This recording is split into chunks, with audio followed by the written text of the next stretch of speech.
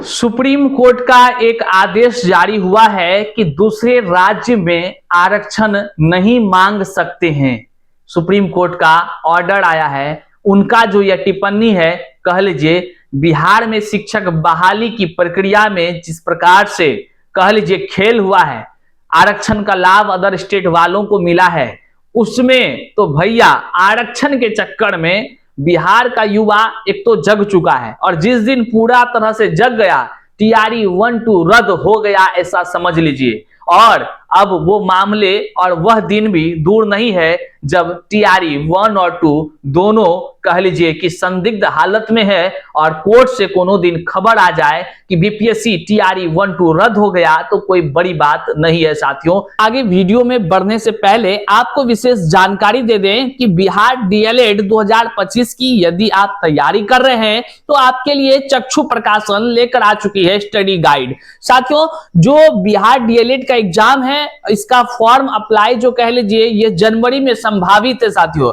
जो 2025 बिहार डीएलएड की है। और इसकी अगर आप तैयारी अभी से करते हैं तो निश्चित तौर से आप सफलता पा सकते हैं। इसके लिए चक्षु प्रकाशन का यह स्टडी गाइड काफी लाजवाब है। आप देख सकते हैं स्क्रीन पर किस प्रकार से ये तमाम जो कह लीजिए जिस प्रकार से परीक्षा का पैटर्न है, ये तमाम पैटर्न पर आधारित है। सामान्य हिंदी की बात कर लीजिए या गणित की बात कर लीजिए, हर एक सब विषय की बात कर लीजिए, विज्ञान की बात कर लीजिए, सामाजिक अध्ययन की बात कर लीजिए, जनरल इंग्लिश की बात, जितने भी परीक्षा के दृष्टि से इंपॉर्टेंट होते हैं वो सभी टॉपिक को इस स्टडी गाइड में शामिल किया गया है। साथियों, आप अगर यहां स्क्रीन पर देख पा रहे हैं तो देखिए स्टडी गाइड में कितने अच्छे से तमाम वो चीजों को, मटेरियल्स को अच्छे से अरेंज किया गया है, और साथ ही साथ जो प्रीवियस ईयर के क्वेश्चन है उसकी व्याख्या सहित इसमें शामिल कर दी गई है। तो साथियों, आप जो है कि आसानी से डिस्क्रिप्शन बॉक्स में दिए गए लिंक के माध्यम से या चक्षु प्रकाशन के इस पुस्तक को अपने आसपास के मार्केट से आसानी से खरीद करके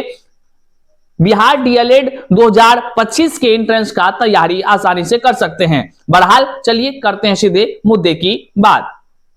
क्योंकि इसके कई मामले हाई कोर्ट में चल रहे हैं, लेकिन सुप्रीम कोर्ट का जो यह कह लीजिए कि कमेंट आया है, या कह लीजिए कि उन्होंने जो बातों को कहा है, ऑर्डर पास किया है, वह पूरा स्पष्ट कर दिया है कि किस प्रकार से अगर कोई व्यक्ति या कोई स्त्री हो या पुरुष हो, अगर दूसरे राज्य में जाकर के वहां के आरक्षण में लाभ ले लेता है तो वह गलत है, असंवैधानिक है, निराधार है, उसकी नौकरी खत्म होनी तय है साथियों। और इसका सीधा सीधा अगर आप तात्पर्य समझेंगे बीपीएससी शिक्षक बहाली, तो आपको याद होगा साथियों कि टीआरई 1 और टीआरई 2 में ऐसे व्यापक पैमाने पर अदर स्टेट के लोगों को बीपीएससी शिक्षक बहाली में मौका दिया गया, आरक्षण का लाभ दिया गया, जो कि नियमतः प्रावधान में है ही नहीं। इस नियम के अनुसार से आने वाले दिनों में क्या कुछ होगा, चलिए आगे हम चर्चा करते हैं।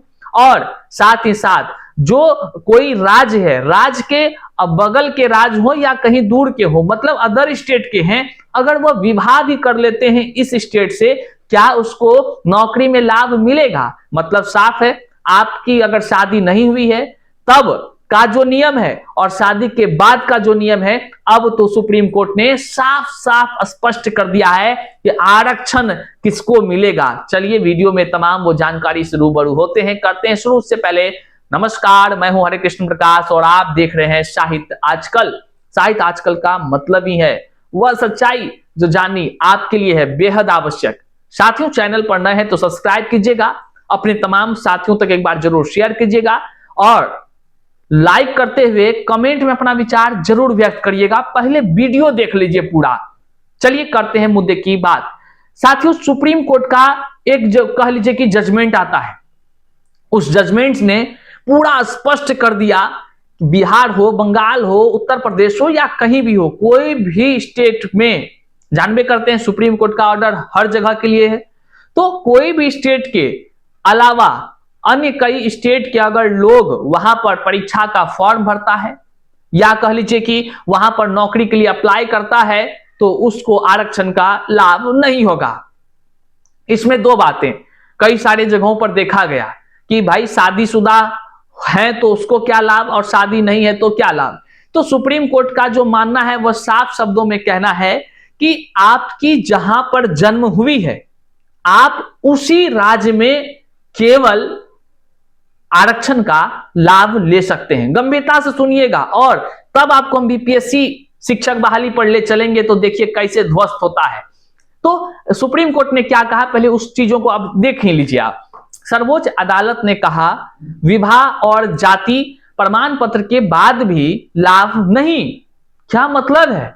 देखिए शादी के बाद तो जाति, आय, निवास प्रमाण पत्र सब चीज बन जाता है, सब बन जाता है पति के घर से। लेकिन सुप्रीम कोर्ट ने क्या कहा है, इसने क्या कहा है देखिए।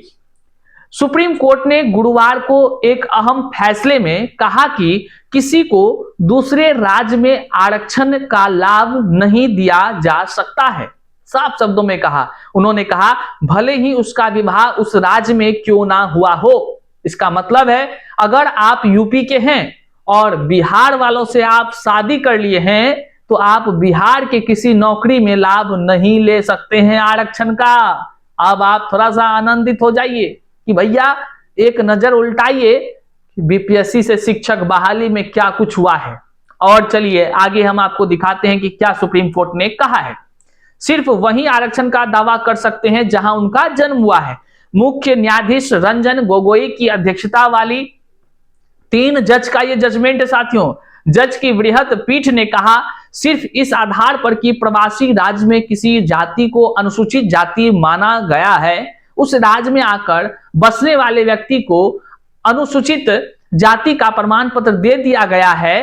तो इस तरह के मामले में ऐसा नहीं, आप किसी भी जाति से हैं, अगर आपका मूल जन्म समझते हैं जहां जन्म स्थान है, अगर आप जन्म स्थान जिस राज्य के हैं आपको केवल उसी राज्य में आरक्षण का लाभ मिलेगा। सुप्रीम कोर्ट का साफ कहना है, ये नहीं कि शादी कर लिए भाग करके जो है कि मान लीजिए पश्चिम बंगाल में तो यूपी का लोग को पश्चिम बंगाल में आरक्षण का लाभ मिलेगा। भैया नहीं, तो मामला यहां पलट गया और ये सुनवाई हो रही थी किसी कह लीजिए कि नौकरी पेशे वाले ही चीजों में। अब देखिए आरक्षण का दावा जन्म से जुड़ा है, सुप्रीम कोर्ट का साफ कहना है। उन्होंने कहा रंजना कुमारी के मामले में हाईकोर्ट ने कहा था कि किसी राज्य में आरक्षण का दावा जन्म से जुड़ा होना चाहिए।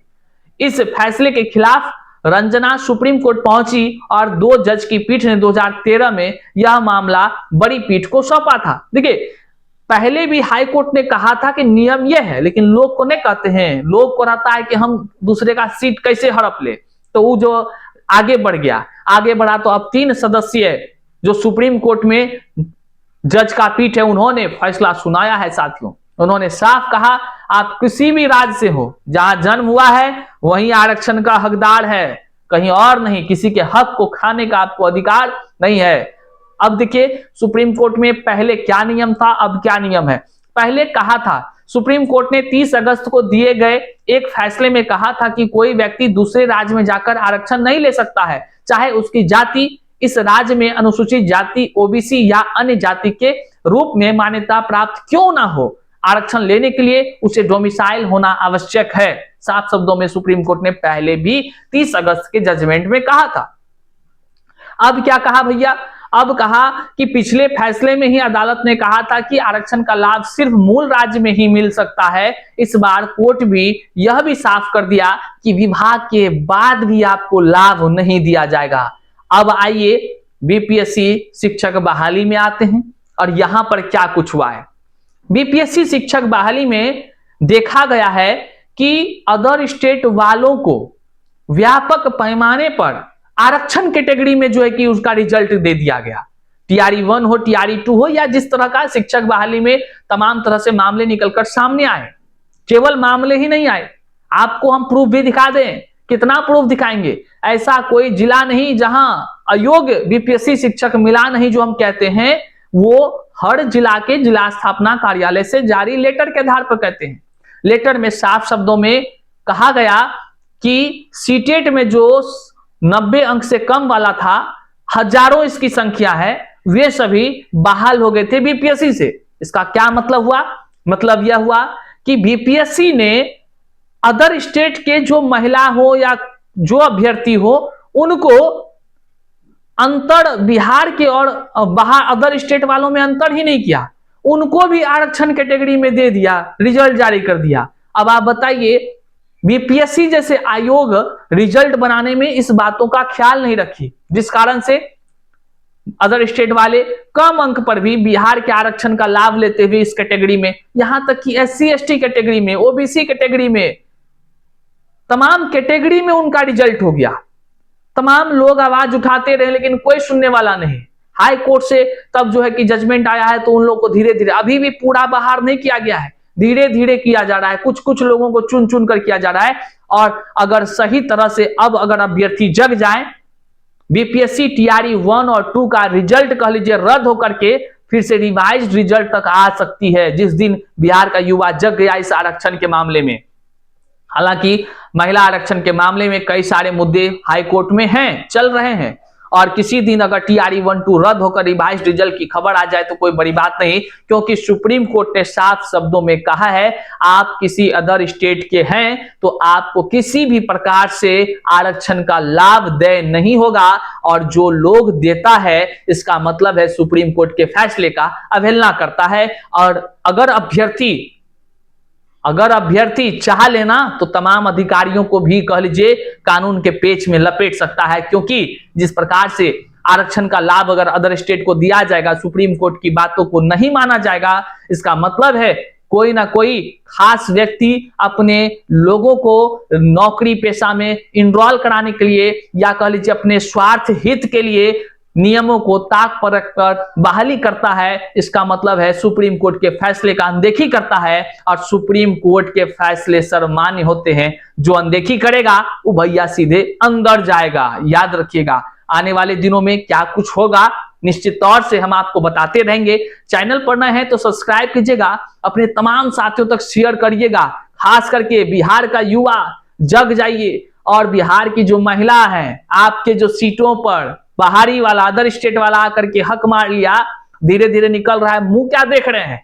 आप अगर कोर्ट चल गए तो भैया सब कुछ रिवाइज्ड होगा, व्यापक पैमाने पर वैकेंसी आपकी रिक्ति रह जाएगी, और आपका जो है कि कह लीजिए आपका रिजल्ट हो सकता है। आप बस जगिए तो सही, नियमों को समझिए तो सही, कानून से बढ़कर कुछ नहीं है। हम कितना आपको समझाएं, कितना बार बताएं।